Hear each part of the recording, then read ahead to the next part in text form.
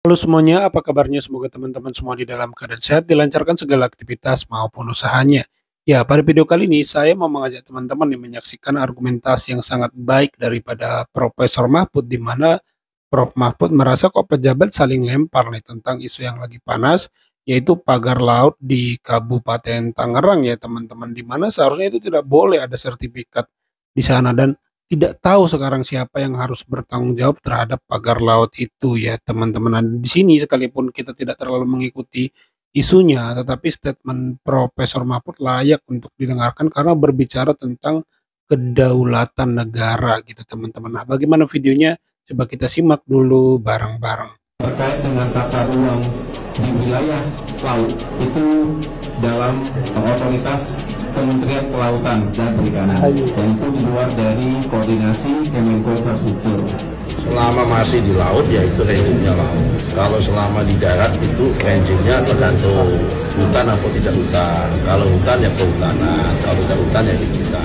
Seluruh kegiatan pembangunan di ruang laut itu sesuai dengan Undang-Undang Cipta Kerja memang harus mendapatkan izin dari Kementerian Kelautan dan Perikanan. Laut itu di situ ada seluruh sudut laut Indonesia itu terekam. Apa yang terjadi? Orang curi ikan ketahuan. Itu di kapal-kapal milik Bakamla atau di sebuah tempat pos di mana aja? Di mana aja laut di situ ya. Itu bisa direkam. Kalau kapal Bakamla ada di mana gitu bisa kita kontak lalu bisa berhubungan dengan orang, berkomunikasi. Di sini ada apa ini? Wajahnya bisa di zoom. Dari misalnya saya pernah coba ke Papua. Dari Jakarta saya tahu di Papua ada apa. Tinggal bicara dengan bahkan dari Jakarta bisa menyaksikan apa yang terjadi di Laut Papua. Di Laut Papua, di Natuna. Itu Bakamla punya alatnya. Pasti polisi lebih punya alat yang lebih canggih lagi.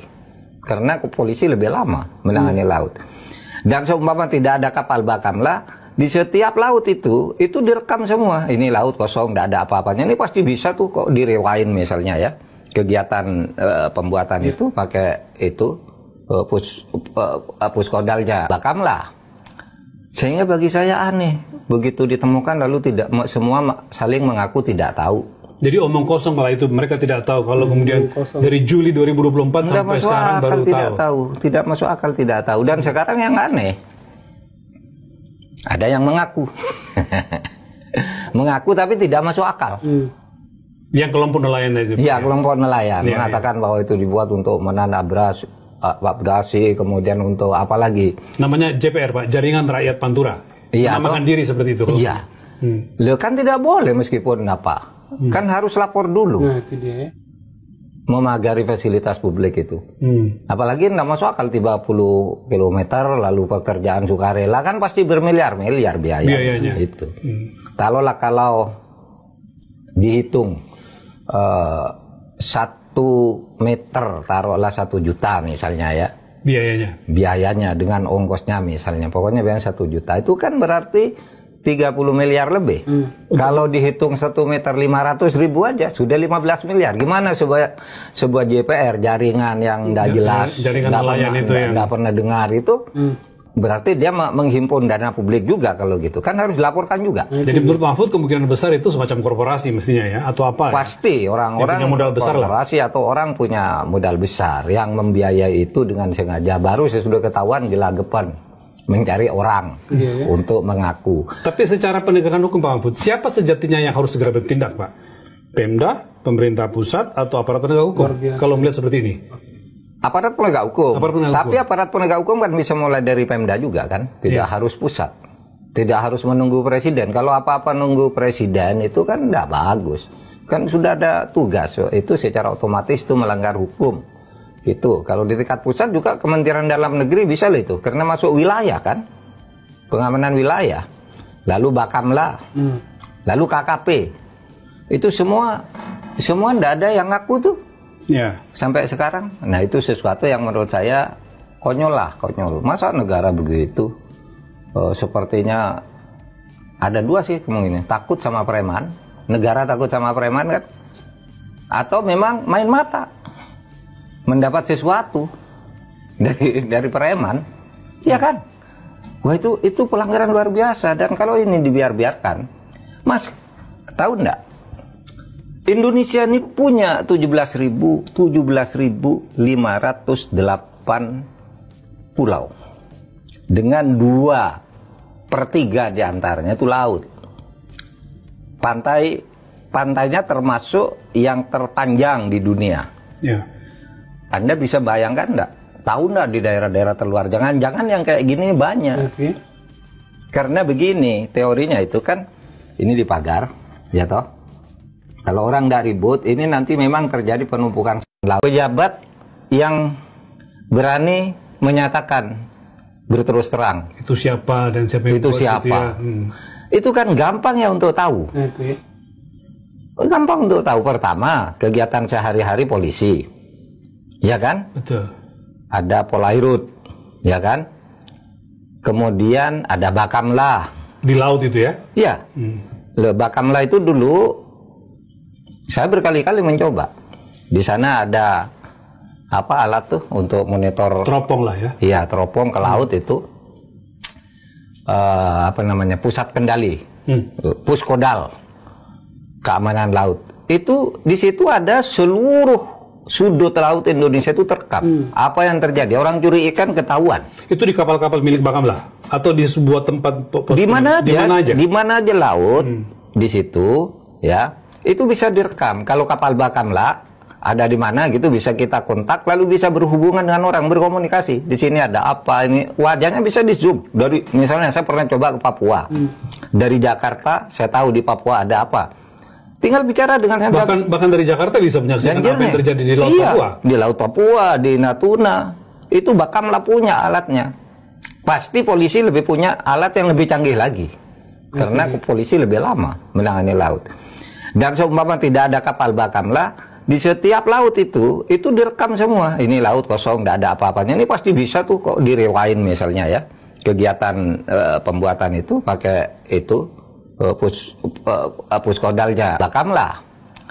Sehingga bagi saya aneh, begitu ditemukan lalu tidak semua saling mengaku tidak tahu. Jadi omong kosong malah itu, mereka tidak tahu kalau kemudian dari Juli 2024 sampai sekarang baru tahu. Tidak masuk akal, tidak tahu. Dan sekarang yang aneh, saya Mas merasa apa ya? Pertama kasihan kepada rakyat, yang kedua apa ya, rasa nasionalisme saya itu merasa terlukai juga, bukan hanya rasa ketidakadilan, rasa nasionalisme. Masa negara didikte oleh cecunguk begitu? Nasionalisme yang terlukai. Ya, terluka saya. Ini negara begitu besar diatur oleh bandit-bandit kayak gitu, negara diam, pura-pura enggak tahu. Lalu ketika terjadi kasus yang ini enggak tahu saya, kan enggak tahu gimana? Kan sudah ada pembagian tugas. Bahkan untuk menerangkan mobil RI 36 aja saling bilang tidak tahu. Coba. Yang lagi rame Pak sekarang ya. Iya kan? Nggak ada yang berani menerangkan. Ini loh aturannya. Baru sesudah ribut tadi sama mengelak ada yang ngaku. Oh, bukan saya tuh, gitu. Itu mobil saya, tapi saya bukan. Saya tidak ada di situ. Tidak ada di mobil. Nggak boleh mobil dipakai orang lain. Tanpa pejabatnya di situ. Iya, tanpa ada pejabatnya di dalam nggak boleh. Ada pengawalnya, harus patwalnya terus ada pengawalnya. Saya belasan tahun pakai mobil dinas, nggak boleh istri saya. Kan? Iya, nggak boleh istri saya tanpa ada saya di situ. Apalagi anak, apalagi orang lain, apalagi preman yang duduk di situ. Gitu. Nggak boleh dong. Harus tahu dari menit ke menit. Ajudan tuh harus mencatat mobil ini pakai siapa. Gitu.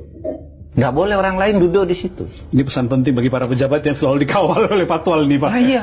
Ya itu ya teman-teman, bagaimana Profesor Mahfud ya dalam satu statement itu bahkan menunjukkan penguasaannya pada hal-hal teknis, bagaimana perihal pagar laut ini bisa dibongkar ya teman-teman. Jadi Profesor Mahfud yang adalah ahli hukum saja dia mengetahui bagaimana secara teknis ya teman-teman, secara teknis ya dia hafal semua, sangat detail tadi bagaimana cara menangani pagar laut ini, bahkan cara membongkarnya, bisa di rewind waktunya dan segala macamnya. Dan di situ juga sekali mengucapkan statement Profesor Mahfud, sakit hati, merasa geram, merasa sedih. Ini negara begitu besar, garis pantai begitu panjang, negara begitu luas ya. Kalau tidak salah Indonesia ini lebih luas lautannya daripada daratannya, mohon dikoreksi kalau salah. Dan artinya ada kedaulatan yang sangat besar di daerah laut itu karena sangat luas kan kelautan Indonesia itu. Jadi di sini Profesor Mahfud marah, sedih, sakit hati, dan juga menerangkan secara teknis hal-hal yang bisa dilakukan ya teman-teman. Jadi wah, saya sampai merinding sendiri mendengarkan statement argumentasi daripada Profesor Mahfud ini ya teman-teman.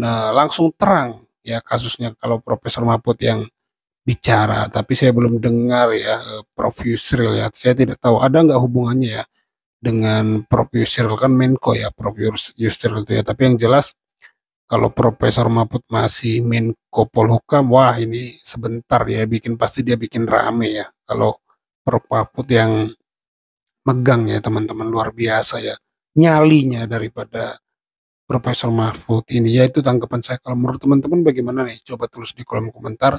Itu saja video kali ini. Terima kasih yang sudah menyimak sampai selesai. Sampai jumpa di video saya selanjutnya.